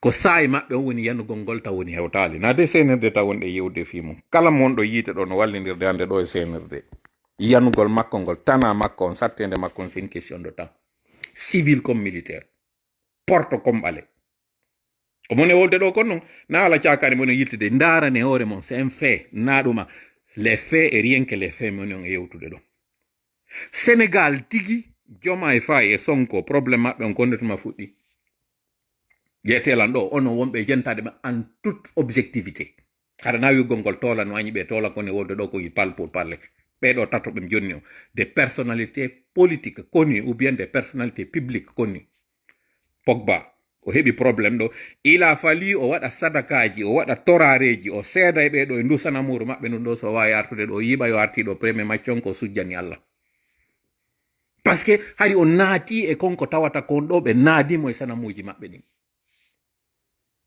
simple contact oɗo ko ari kon affiche o di e maɓɓe kanko Paul Pogba ko joni noon woni e yaltude probléme o Ciro Girassi hendoto no few Sayko Girassi o hendoto no few o Ballon d'Or makko feƴƴunoɗo ɗo hande ɗo sabu ko tawata kon tun déjà mo gollude ngi siliwi huɗangi e yiɗo on ko performance makko on ko woni impacté kon alors que ɓe andi en fo c'est un très bon joueur mi wolano noon kañum kadi Sénégal goye mi fewtiɓe min ni son ɓatodiri e CNRD on heɓay tana on heɓay probléme mi andina on noon kala immiɓe yehi tawoyɓen ɗo kala immiɓe yehi tawoyɓe ɓen ɗo wallitiɓe hande ɗo wonɓe nder ton ɓen ɓe moni e yewtude ɓen hande ko woni wiide ɗo ɓe ninsi kon ɗum ɓe yaltirno UFDG ɓe tawoye CNRD par ce que ko hakkunde ɓen tawɓe ko mbuuɗi mum gollitira campagne waɗa e hakkunde ɓen tawnoɓe fodano si ɓe hewti toon ɓe walleteno ɓe heɓali ndin fodari hande ɗo noon ɓe hersi ɓe wawata yiltitade men enen population on par ce que ɓe yi lawol ka mamadina ɓe ɗon e hakkunde ɓen foɗanoɓe ɓe jonnaynoɓe geɓe ɗe tawata ɓe yiiɗo goɗɗo mo tawata wawali yoɓude salaire ay golloɓe muɗum ɓen kono noon wawirta ƴettude wallugol goɗɗo e konko tawata mo landi film e ɗum ɗo noon on heɓata o média aro o yeeto on ɗo on heɓata kañum kadi on influenceur jo on journaliste jo ɗo windowo ka page mu wola ɗum ɗo pourquoi parce que ara mo huli wata ɓe nangumo hande ɗo felliti an non ɓurɓe marde tana hande ɗo e population guinéen on ko ɓe arɓe inen wallidirde mamadi hande ɗo c'est des otages c'est des prisonniers à ciel ouvert prisonnier noon fi on ɗum par ce que CNRD no andini ɓe ñande dirɗon takko amen ɗo mi wara on kañum kadi population mon goto immota ko fi muɗum ko on tanaɓe jogui fewno ɗo ni kiɓi kotti ha goñi ɓe yiwɗon ɗo ɓen foof yeyi tawiɓe o yaali ɓe deƴƴi o wattanaji la comme par hasard équipe de communication ji maɓɓe fof roccino mi wolay ɗum ɗo noon tum ɓe mimminoɗe balɗe ɗo ko teware noon kañum kadi moni waɗirde ɗum ɗo goy o fiyoɓe immo kañum kadi ye ressource ji ɗi ɓe joguinoɗi ɓe immo noon ɓe yinna ko par fierté fi fennugol to ɓe immo ɓe memmintina kañum kadi jaliji maɓɓe ɗin ɓe immo par ce que ɓe inna e campagne ji maɓɓe ɗin fuɗɗoto woni ɗo joni ka wiya ɗo joni 30 jours ji ɗin ɓenna ɓe fuɗɗade campagne komi falan wiwde wata on dépense mbuuɗi mon few wata on bonno mbuuɗi moɗon few mi yettike on ngo cippiro na haala tun wonɓe arde inna ɗo on wawata gaynude fiiɓe wata on eto on jogaki alaji on tampina woni hoore moɗon jaɓe no luttuɓe fof non jaɓiri kono woni famali ko fewndi kon kono woni anda ko onon men duwa yewtude na onon woni arde yewtan men ɗo men fewndi ma inna ɓay men jogaki pinka e men walli ñande men heeɓi pinka o men waɗa ngo cippiro hiɗen joggi finkari jama mi yettike pinkaje meɗen ɗen ɗe landaki lowegol ɗe landaki gresegol ɗe landaki fus e pinkaje meɗen ɗen kala mo fewtinden ɗe felluɗen o yeddata anani mi felli digire nde dartike ko finkari waɗuɗa na koko population o woni gollirde fewdo ɗo ni ɗi duwaji ɗi jogiɗen ɗin ɗo hiɗon horude han joni alkamsa on hiɗo wadde han joni duwaji ɗin hiɗo wadde han joni istihbar on miɗo tori Allah e tawɗo wadde minen noon meɗe wadde goy eno battinde goy kañum kadi ngal citernowal no mi wi o ngal yiwɗon sumi ɗo on humpitike gendarme jo arino e nder maggal ka mi andina on noon citerne jeɗen ko passager interdit no wonirɗa passager ko interdit piiji tati koɗe interdit e ɗe camion je vitesse ko interdit e majje ɗe mari ko inete kon OBC on OBC ko andino won sa hewti vitesse gono toon sonay si soni noon ko ɓenta ko ñaarino ɗum si nduɗo soni ha hewtoyɗa ka dépôt toon andina e kaari feƴƴintino limite on ɗum ɗon ko goo ɗimmel mum ko interdit de fumer na ya fiimo e nder majje ko interdit no wodi no wonɓe force de waɗa ɗum fiima kono ko interdit fiimugol e majje Troisièmement, qu'on est interdit, passager interdit. Nous inda majje ko yare kadi passager interdit. Adwa ka jettude passager. O gendarme jodo, mo auto angal yani do kanko heddi derto. Comme par hasard, gendarme jo kanko heddi derto. Yalla inno ma yafo. Konno ngo wonno wadde ngal citerne wallo. Seneb de yalte yeto do gonga on jama on. Dites la vérité aux Guinéens. Vous avez peur. Vous êtes en train d'escorter ces citernes. On sortira pour dire non, c'était un gendarme, il avait voulu tout simplement lui donner un lift. C'était quelqu'un qui était en tenue, donc le chauffeur a décidé de l'amener pour qu'il aille au niveau du barrage. C'est ce qu'on vous dira comme information. C'était un gendarme en fonction. Justement, si c'est un gendarme en fonction qui partait à ce lieu de service, comment se fait-il que les gendarmes ne sont pas équipés de moyens pour se déplacer d'un point à un autre? Pourquoi un gendarme est obligé de squatter un camion pour se déplacer? Comment? Pendant ce temps, ils sont en train de prendre des véhicules 4x4, distribuer ça et donner ça à des gens qu'on dit des influenceurs, alors que ce sont des moins que rien, des insultologues. Et là, la gendarmerie, on dit que c'est le corps le plus instruit. Un gendarme a péri dans un accident de citerne, il est mort vif. Vous pouvez imaginer ça? Combien de fois Mamadi n'a aucun respect pour le corps armé? Et on vous fait croire qu'il est revenu pour vous donner vos prestiges. Moi, je me rappelle quand on faisait le transport, on prenait le ravitaillement des militaires. Je vais vous donner 2 camps où nous distribuions régulièrement, où nous transportions régulièrement des chargements. C'était le camp militaire de Farana, où on commençait à débarquer les sacs à partir de Kindia. C'est-à-dire parfois même à partir de Koya. On faisait débarquer certains sacs parce que les bénéficiaires de ces sacs préféraient que ces sacs débarquent dans leur lieu au niveau de leur famille plutôt que d'aller à l'intérieur du pays. On débarquait des sacs à Koya, on débarquait des sacs à Kindia, on débarquait des sacs à Mamou, on débarquait des sacs à Marela. Il y avait même un camp à Marela où on débarquait aussi certaines quantités avant de venir à Farana. Mais je me rappelle, le militaire qui convoyait cette cargaison nous disait qu'il le faisait parce qu'on devait débarquer des sacs sur le trajet et que si c'était simplement nous les civils, on ne pouvait pas savoir à qui remettre ces sacs-là. Sinon, il dit qu'il a déjà ses frais de mission pour prendre un taxi, aller confortablement ou bien avoir même un véhicule de mission pour escorter cette quantité de riz. Ça, c'était au temps de Lansana Conté. Ce que je vous dis là, c'était au temps de Lansana Conté. Parce que c'est avant la rébellion. À l'époque, j'étais encore écolier. C'était pendant les vacances. Ensuite, il y avait encore une autre destination qui était le camp de Tougué. Ce camp de Tougué aussi, c'était la même chose, le même principe. Le militaire qui convoyait ça, c'était l'un des plus gentils. J'ai oublié son nom. C'était un monsieur de teint noir. Très gentil, très cool. Quand il venait avec le camion. Et d'ailleurs, nous, on préférait d'ailleurs qu'ils nous escortent, qu'on parte avec eux. Parce que avoir un militaire dans le camion, c'était d'abord gage de sécurité. Parce que, comme j'ai dit, c'était avant la rébellion, donc il y avait des craintes qu'on soit victime d'attaques. Quand il y a un militaire dans ton camion, tu es tranquille.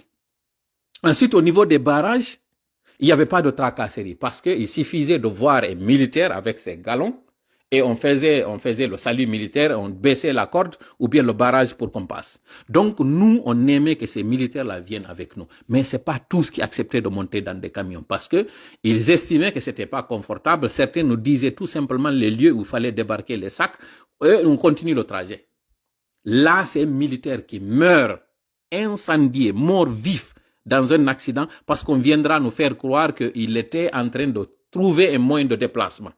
Vous imaginez, en 2025, avec tous les moyens de l'État, qu'un militaire, pauvre gendarme, c'est-à-dire un paramilitaire, qui meurt dans un accident parce que on nous dira que ce dernier, parce qu'ils préféreront dire qu'il n'était pas en train d'escorter ce camion parce qu'ils ont peur. Ils préféreront dire que ce dernier a demandé à ce qu'on le transporte pour aller au barrage, au niveau du kilomètre, comment on appelle ça, 7 kilos, qui est ce gendarme partait à son lieu de travail. À supposer que ce soit le cas, qu'il partait à son lieu de travail.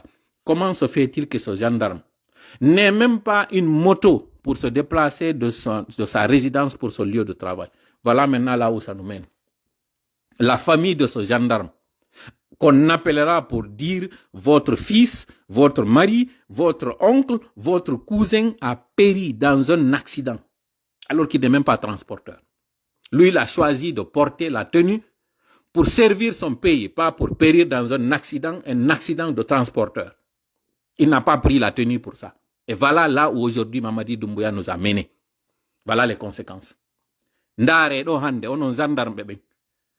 Gendarme jo mayi e nder accident o sumi don mido manditi non chauffeur jo non mayno chauffeur jo mi sikki komo mali emberen sina mi fayo o mayno sorti mamon don kanyum kadi e citerno al de citerne ive ko jeden no ngal yani don e sentir makko on ronki accitude to yimbe wawal adde so mo may don sukanu je me rappelle mo surra kan nano don sida yaade 7 kilo ancienne route on harna ka déviation sida yaade 7 kilo don ko don fuduma no gabru makko ino kanano don ka surra apprenti jo makko wawi yaltude kanko hisali sikomo labe ka komo ma onno dara labe terlen ton on to wonno kamakko mais nana ken gendarme jo o yi restaurant ben ko woni wadde consiterne jeden iwgo ender zone mali on zone sahel on do piske be wuli si otoje den sardi sabu kulol ko be yi alpha yalti do wowli do kon ko foti fandude do ko joni ko be escort otoje den dum do hibe suudi dum do be alano yetade be yalto e do be yeto on wonde ma o aretu be soferbe do o jawi nder ton fiya be yawbe tippino yamo don ka barrage o golla mi andita non menen fewno me wada no transport tan dafje den men nabayno no maro a farana ka kan wondo farana on men fuddo no tippinde saako ko gibi 36 gokko ko tippinde no koya kindia mamu foduma marela kan wondo marela on do men tippinayno don goddum gendarme jomo me duma militaire jomo me yaduno e mudum o yettono men ko jokkiri men ko fiyo wawo andede sakuji tippinteɗi non isi nebbannodi ko tippinte ɗon ko ɓeygure on do hendoto o ini sina ɗum kamɓe ɓe yiɗa ƴawgol ka camion je menen noon haadi komin yiɗuno koye mi yaadu e maɓɓe ka camion par ce que si militaire jono ka camion walma on tuma ko temps rébellion a hulata attaquede haɗi on tuma coupeur de route ala ko wiyete coupeur de route aɗi tawimi haɗi ko si ari a ɗanike wonde ɓe ara ɓe wujjama carburant ka ɗumande kono siɗa marno militaire jo ni dongal maɗa ngal ko dongal militaire jogiɗa haray ɗa wawi walanɗo e lawol ngol sa ari ka barrage ɓe haynike militaire jo ɗum ɓe tappay toni garda ɓuɓelam frais de route maɗa ɗin fof amarayɗi a hewto e ka maɗa haray ɗa welti kono ɓe yettono men woɓɓe sardayno men ka kan samuri ka kan alpha 5 samuri haɗi ko ɗon otoje ɗen sardayno ko ɓuri kon ɓe innama on fotto e ka kan ɓe ƴetta ɗon otowal ɓe yahay ɓe jonna frais de mission ko yoni yok si min ardino ka otoje dafje ɗen ɓe inna ko ɓe woni ɗum annadotongo par ce que ɓe walotono ka danki ɓe walo ka danki ɗum hewtoyon haray ɓe woni free hara ɓe welti moƴƴa même chose kañum kadi kan on tugue kan kañum kadi no tugue mi anda cama on ino andi ɗum kan ɓay no mari frontiére kañum e terlen mali bamako on front kan ino ɗon tugue no mari ɗon kam militaire ɗon kañum kadi même chose si men sardino kañum kadi ko même chose kono ɓeɗo naɓe fof yiɗuno haari yardugol e amen ka otoje haadi koɓe yiɗuno koɓe ske ɓe jonna frais de mission ji ko yoni oɗo noon tawa otowal ngal ngal o yi ko Allah waɗi ɗo kon ɓeɗo tato noon tawa ko kanko tullutata nder ton kanko maayi nder ton o maayi ɗon tawa aɗo déjà citer noon hay sumude taw o lutti ɗon Allah waɗi ɗum ɗo foppo yo yiw gama lagine on foppo yi ɗum ɗo ɓe wirtike ɗum ɗo ko ɓeɗo noon woni wolde ɗo inde 400 mercenaire wonɓe arde ɗo sur ɗo sikka wadda e ɓeɗo pour rien mi andina on no Laurent Désiré Kabila fiyo waw raɗade Mobutu dans les années 90 ko Tanzanie Rwanda e mi yeggiti o ya pays ko pays ji tati no jonnidirno juuɗe o yehi o formoyi ton o immi o ari ɓe raɗi mo kanko oya Mobutu ɓay ɓe raɗike Mobutu garde makko on tawi ko ɓen janamɓe ko ɓe wonno assurande mo sécurité on ɓe foduno piiji ɗi o fodi ɓe ɗum fof fi jawle ɗen ton ɓe ari ɓe fuɗɗi ƴettude ɗi minji ɗo ko woni nder ton kon Zaire waɓɓe mbayi ɗum ɗon monike immanike ɓeɗo ko on ɗum goɗɗo go e garde ɓe waɗuno ko arɗo tawi mo landi ha gasi natugo ngol wadda e makko audience o hooli o naati de pinka on ay o naati nder ton kanko e Laurent Désiré Kabila woni yewde o yaltinmo ko ɗum waɗi mo ɗon tay ko tatoy non ɗon ɗo yo inne garde on ari inni andi kon ɗo waɗi ka fellaka nder bureau ton tawi o alike ka leydi ɓe ƴettimo ɓe naɓɓe fu yawgol ñawdoygol kono tawi daɗata haalaji buyno wowlede to wondema ko walluno ɓen mo tigi o ari ka laamu ko ɓen tigi woni ko ilmina toujours est-il que Mamadi anda ko ne wadde ɗo kon c'est ça en fait l'inconvénient angal andugol histoire on parce que o janga o anda ɓay noon o jangali e makko ngol lawol non ngol o fokkiti ɗon mi yetinoke on o trompanoma par ce que koko o nangi ɗo nde ɓeygure eli kamano ali kamano o yiɗo ngol o photo wonɗo leyɗo mi wara ni en ɗon kañum kadi photoji kumpay ko jiwko wonɗon e yiide ɗo andirton Allah mbawdi makko ni wonkiji ɗiɗi fi ɓernde wotere. Allah no wiyani en ka alqur'ana wondema o waɗanali neɗɗo e nder ɓandu woturu ndum ɓerɗe ɗiɗi. ɗum ɗon goɗɗo en yaltaw ɗum ɗon ka waɗi. kono ɗo Allah holli e wonkiji ɗiɗi e fi ɓernde wotere par ce que ɗe koye ɗiɗi wonɗo yiide ɗo ko siyamwaɓe, c'est à dire ko siwtaɓe heɓa ɓe tawata ko wonkiji ɗiɗi par ce que nde hoore nde yiwɗon ino feŋi e hoore makko nde mari hakkil, nde hinƴay, nde jalay, nde ñamata kono kayre. ko ndu ɓandu wondu ley ndun ko kayru ñamayno ko kayru waɗata fof ko ɓernde wotere kadi ɓe mari ko nden ɗon ɓe kafayno. kumbobo on ɗo yewi ha médecin ɓe ɓen itti sennidiri ɓeɗo bobo o wuwruno woni seeɗa so mawi o wawano hisude. ko ɗum yoni e yaltinande ɗum ɗo ko hollugol mbawdi Allah ndin. Allah ko wawi wadde kon koko hakkil wawata miijade miijite e wonkiji ɗiɗi yo sendu ɓernde wotere e yisiyam waɓe tawɓe ɓen ko hoore wotere nen ɓe woni e sendude, c'est à dire hiɓe kafi hoore kono hara nduya ɓanduno to e yi ɗum ɗon e yi kañum kadi ka koye ɗiɗi woni e funtude ndeya hoore wontiraɗa ko koyngal gotal ko koyɗe gote ɗen ɓe jogi keji goti ɗin ɓe jogi reedu wotu num ɓe jogi. kono oɗo kañum ala reedu kiya wonki ɗi mi reedu ala, juuɗe ala, koyɗe ala, fus ala, ko wodi wo ko hoore nden hoore nden tun kafide ko nde hoore ɗo jogodire ndeya hoore ɓe foɓɓe ɗanoto oɗa ɗanoto no oɗa ɗanoto no oɗa finay oɗa finay sa fijiri kunɗa moosa e sengo kuuɗa walla wulla sengo ko wonkiji ɗiɗi kono ko ɓernde wotere ari kafi. Allah wawi wadde ɗum ɗo koko biwi kon fa ma dhannukum li rabbil alamina ko honɗum on non tañƴini ɗon Allah no wodi ko wata wadde. yetelan hande kam mi woni en wowlande on ɗo ni hande ɗo 23 novembre 2025 yetelan ko anduɗon hande ɗo ko wawɗon fewtinde Allah wiyamo Allah waɗi hunde kaari ko tawata wata wadde. yetelan onon hiɗon mari ɗum ko mijotoɗon ɗo ni hande innon hunde kaari ɗo tañƴini Allah wata e wolde ɗum ɗon. yetelan ɗo ni hande ko tañƴini ɗon o wawai landade Allah ka tawata o jogaki. yetelan est ce que ɗo wawi miijaade ɗo goɗɗum taw déjà ko tawata ala ɗo wawi miijaade ɗum miijite ka joɗɗon ɗo ni piwum goɗɗum ko tawata ala wodaka fe miije kum so miijike kum tun seke siko woodi tun seke ko Allah waɗi kum ɗon c'est très simple. on Allah ɗon non tawɗo o fuɗɗi ko woodi kon immorde ka ala himo wawi kañum kadi ruttude ɗum ɗo ko waɗuno kon ko feƴƴi o yiiɗo question waɗiɗo momin landi est ce que no woodi on président jo arɗo ka laamu par coup d'état mo tawata ina coup d'état wawi mo ittude. jepet ɗum onno intelligence artificielle on ko jaabi ko yimɓe ɗiɗo ɓen ɗon non ɗiɗo no lannali goye taw ko ɓe inni Paul Biya ko coup d'état wardiri ka laamu han joni mo wuuri taw lannali taw ɓe inni lanɗo on kañum kadi Guinée équatorial kanko kadi ko coup d'état waruri kanko kadi lannali taw ka kono wi'ali goɗɗo tawɗo o laamike ha o maayi tawa ko coup d'état waɗi o yalti tawa na coup d'état ɓe watti ɗon inde goto ɓe inni de Gaulle kono de Gaulle o habbanoki ha coup d'état o waɗi na ɗum o waɗo coup d'état ha gasi o randi laamu ngun o démissioni o organise élection ji yimɓe ɓe yehi waɗi ko watta ko kono on tawo o ardiri coup d'état lande histoire humanité on fop mo tawata ko coup d'état ardiri mo tawata na coup d'état yettimo mi yettike on ko jababu e on ko ɗe inɗe ɗo tati de Gaulle taw ɗon o démissioni o waɗali ko Mamadi waɗi ɗo kon e ɓe ɗiɗo tawɓe ɓen ɓe forci situation an joni ɓe wal ɗon taw kono lannali histoire o yeetaki en taw est ce que ɓe maayi ka laamu ton harana coup d'état itti ɓe est ce que ɓe maayi ka laamu ton ɗum ɗon ko landa kon fo intelligence artificielle wi waɗali taw ene ɗum sikka Mamadi kanko daɗay ɗum ɗo.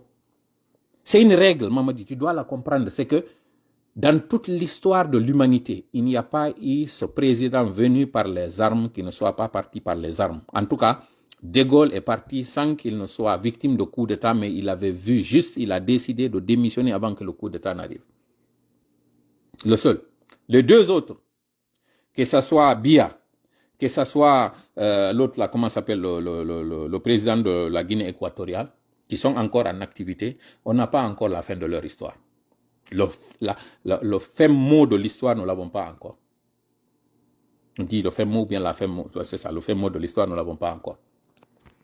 Donc, si tu tiens vraiment à ton intégrité, à ta sécurité, à ton salut, tous ceux qui sont en train de t'induire, de te conseiller là, de murmurer des idées sont en train de te tromper. Tu ne pourras pas tenir tête à toute cette population. Et cette méthode que vous avez employée, vous ne pourrez pas prospérer sur cette méthode-là. Cette voie-là, ceux qui vous ont conseillé cette voie t'ont induit en erreur. Et ils vont connaître d'abord, parce que nous allons commencer par le personnel civil avant de venir par le personnel militaire. Nous allons aller de manière méthodique et de manière stratégique. Nous ne sommes pas pressés. Toutes vos familles, allez sur la publication de Eli Kamano. Il a donné avec précision certaines adresses. Il a donné avec précision certains lieux. Vous connaissez tout ce que vous avez menti pour avoir vos papiers. À commencer par toi, Mamadi Doumbouya. Tu connais très bien l'histoire. C'est parce que des organisations ne s'étaient pas levées pour en fait taper là où il faut taper. Sinon, le parjure que tu as fait peut être toléré en Guinée. Mais lorsqu'on ment pour avoir ces papiers, ça c'est pour... Et ça, ce n'est même pas géré par un président. C'est géré par un département. Et ce département, il s'appelle quoi? Le ministère de l'Intérieur et de la Sécurité. C'est comme ça il s'appelle. Ou bien le ministère de l'Immigration. Voilà comment il s'appelle. Et ces ministères sont complètement indépendants. Et nous allons nous occuper de vos cas. Vous, dont les femmes ont menti pour dire qu'elles ont quitté le pays parce qu'elles sont victimes de tentatives d'excision, de mariage forcé, de ceci ou de cela. Ça, c'est votre version. Mais parce qu'on n'a pas remonté à vos liens.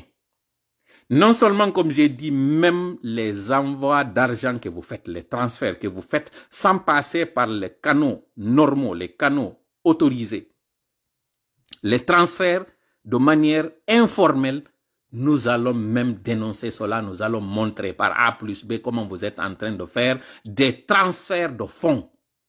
Parce que ça, c'est du blanchiment que vous êtes en train de faire. Et ceux-là qui nous ont donné ces tuyaux ont décidé, puisque vous êtes en train de les étrangler, finalement, ils vont faire tout mettre tout sur la place publique. Donc, vous n'allez pas échapper. Vous avez engagé cette bataille, vous êtes allé sur ce terrain-là. C'est un terrain très glissant et vous allez le regretter. Avant, nous étions en minorité. Avant, les gens ne comprenaient pas, lorsque nous avions appelé ici au nom du FRAPP, que ces familles de personnes qui sont en train de mettre le feu et le sang dans des pays paisibles pour pousser sa population à aller vers de l'immigration clandestine, lorsque nous avions parlé de ça, certains ne nous avaient pas soutenus.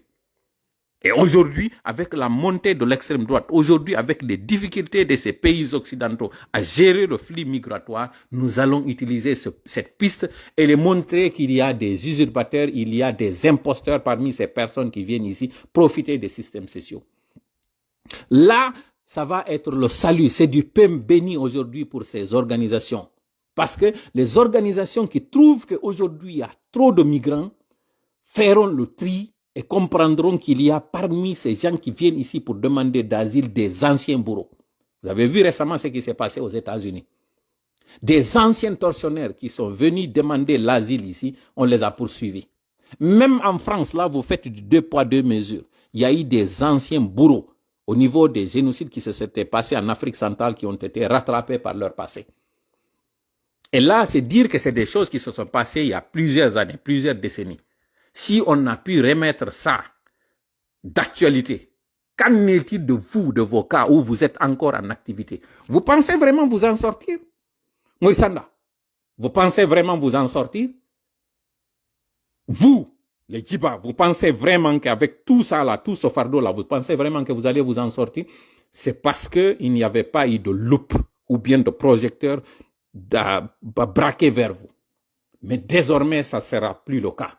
Nous allons non seulement faire notre travail méticuleux au niveau du pays, ressortir des liens, même certains d'entre vous qui ont changé de filiation ou bien qui ont changé des informations, nous allons vous traquer l'un après l'autre. Et là, on saura qui a fait quoi. Nous sommes engagés dans cette bataille. Vous avez décidé de tenir tête à la population et aller vers des gens qui sont innocents, qui n'ont rien à voir C'est vous qui vous êtes engagé sur ce terrain et vous allez le regretter, Inch'Allah. Haray ko do mi haadinde do yewtere nden don on foppo weltanama on jarnama.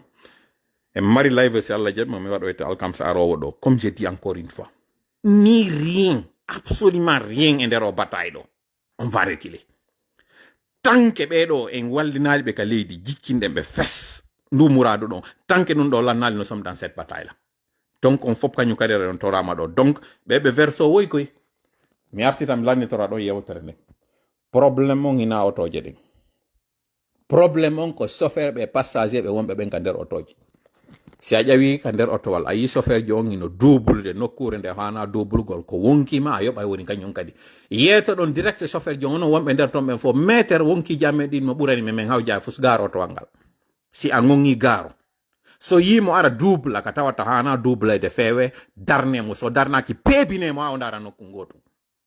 Je le dis encore, je répète, kala soferu njettu kun on do yiwdo ngi kun arde kun sora le otoje ar muina mo arde wada double gol e virage so wi mo godidi o daraki bebine mo on dara nokku gotu jama on ara tawon do ngi dom bebine soferjo parce que mo wadi on dogudu no tawata doa katon idi inede do ino fureji din kadi wali do limedi mi fillito kanyum kadi hala kan kala soferjo mo ƴawɗon e hoore muɗum tawɗon ino nandani on mo yari may mo arde double ka duwaka wonkiji moɗon ino ɓurani on fo wolanimo métre go daro métre waɗu doy métre ta double ɗo so wowli go ɗiti o daraki nange valan on ha o gara oto ngal so gaari yaltinimo wallinomo kara kapo beebinomo ha o dara nokku gotum puucinomo ha o dara nokku gotum. Je répète encore une fois ko mone wolde ɗo ko o yiɗata nanugol beebinomo ha o dara nokku gotum. So hewti barrage won do hikude on parce que be mari barrage ji ton yeto dom inno odo o wadi conduite mo tawata ko dangereuse be hendo mo dom be nada bo ko der kaso dom patron makko arana on oto wangal si tawi ko o sari ado wona no wade do yeyando ngande kasi ko verso je de mari problème is ko ne jama mari problème ko enen wondi e jogibe lâcheté mo jogide ko ni woyde jettude do fawo ngewore Allah ko ni kanyum kadi tan ko duma woy no hadi Renault woy mi do anditi kam wonno to soko Renault 12 copie woy ko be na ko bayi ko traction avant ko mortato ko torna ko sura dum tay ko hondum chauffeur be jonnama otowal ngal tawata ko traction avant be dogina ngal be accéléré be ara nder virage ngal tournude glissa tunga yangal soro e goddu nder ton on tuma kanyum kadi do anditi non hari R12 hay kum to so kunno mi do anditi wobbe gonu maître be bomboli kambe nen mabbe do anditi ko bobo mando majja mi do wunda men ari otowal ngal ko Renault 12 bode e pont on pon tuma mi ari mi hewti do wo mi andita be ko be bomboli no ngari kono modi inde mabbe de no modi ko maître Mamadou bomboli ka ko maître wuri bomboli bisi ko maître wuri bomboli be wiyata no kambe nene mabbe be ari don otowal ngal be yanoyi ka nder pon der ton be maayi don nen maayi do ari ko bobo on tuma mi do andita dum mando majja bobo do reni do ngal otowal ka ngawri ka nder didere ndiya fureji di no wali don be ni no be do ko nene mabbe be wadi mulle be ni do ko maître Mamadou wuri bomboli on mi ko non be wiyate maayi do mi andas be ngura mabbe no nande o dum do lay be yafola kono on tuma kanyum kadi koy Renault woy ko inete no koy warayno yimbe nde disposition jettano Renault accuno wargol yimbe na auto mari problème ko chauffeur jo parce que koy auto ko woni yude leɗɗe Portugal ko ala warde yimbe ko surcharge yettugol dolle auto woy koy ko verso ko wona wiede be hendo koy no goddo wir on non be rondaw koy verso recto verso nder e baawo otowal waɗangal fiyo taw famille nata e nder otowal ngal jooɗo nder ton bagage seeɗa waɗe nder ton ɓe ƴetta ɓe waɗanan ngal ƴoloru ka dow ara haysi ɓe tourni tun otowal ngal taw ngal ala stabilité e hoore leydi ndi kono ɗum ɗo fof konto woni e iwde na e gar watirɗe otoje woni e sardude yalta na barrage ji ɗe otoje woni arde rewa mum na yimɓe woni arde naata e ɗum ɗo wa dammi yurme hoore momoji seeɗa waɗe valeur e wonkiji moɗon ɗin on yoɓay woni so ngayi on yibe jettibe wadi jolor maître mais wata ƴewde ngal otowal do e ndu joloru nder ton tippi ndu joloru camion jeɗe no don fi ƴettugol dongal otowal ko passager wi'a ko transport de passager na transport de marchandise si a yoɓi a ƴawi ka nder otowal ton ko an e saku maɗa on saku goto si ɓuri on saku goto ton ɗaɓɓe camion wal ka ɗum ɗo yaheya ko ɗum ɗo darni camion jeɗe ɓen ɗon kañum kadi ko ɗum ɓeɓata kamɓe kadi mbuuɗi maɓɓe ɗi kono ko ƴettugol marchandise on nangawigol mi yata ɓawa marchandise on ɓe ƴetta ɓe yowama ko otowal ɗon ha tedda ngal otowal ɗo koyo nga yalta ngal nanga lawol ngol ɓeɗo fof kañum kadi ko wiɓe ko lumo men fokkiti maître hittintinama yama yeyoya marchandise amen o niɓɓuni ɗo ɓuri toltude sa mayino e lawol ngol a yeyoya marchandise ma sele o lâcheté mo on ɗon e wadde ɗo ko lâchete wona e waɗede ɗo en fop enen population guiɗe en fop ko en lâchete meɗen on no fuɗɗi ko ɗum wonɗen heɗɗirde ɗi tanaji ɗo senerde tanaji mum ɗin ɗo fof hawtodiri ɗo c'est très simple si on ƴawi otowal nde ɗon buusa ka gare voiture ɗon assurez vous que wondema ko nombre de passage il y a pas de surcharge 1 deuxièmement so on fokkiti o chauffeur je ɗo ari o doubli goɗɗo 1 2 on yi tuma kala ko subhanallah wonɗon e sortorde yeyetemo métre garu métre konɗa wadde ɗon ko gasata si o jaɓali nodde ki salligne syndicat on ɗaɓɓe numéro ji nodde si ɗum ɗo gasata nder mo beebino mo o dara nokku gotum si on puuciniɓe ɗo ha ɓe daari nokku gotum o yeyande kasi ɓe wara on ɗo onno jooɗorto ɗon ɗo neɗɗo goto wara on yimɓe jeenayo yimɓe sappo goto mo ƴetti wonkiji moɗum ni jogui e walan goto wara o sorna on e ley otowal o wara on ɗo tari vidéo ji wonɗi e circuitde ɗo ni no wonɗo yirde ɓe no doublira goɗɗo double ɓeya kañum kadi iwtide ɓawa makko ɓe habbotako ha wonɗon gayna mannoyade ɗate ɗe ligne ji ala absolument rien panoji ala ɗi dakkali ɗi dawaɗi no wadde ko faala e hoore moɗon ɗo on yafotolan ko mo newde ɗo kono goɗɗo wata wolde haala taw ka ko ne'i ka yeeso ɗi dawaɗi ɗo ni wonkiji yimɓe Allah teddini bani adama waɗi ki wonki makko ɗo piwum ɓurkun e hittude kum enen guinen en hajaka e wonki en hajaka ko wete wanki hiɗen ƴetti ɗum waɗiri ɗum ko hay dammi ɗin ino mari wonki ka tawete ɗumanni merci beaucoup jaram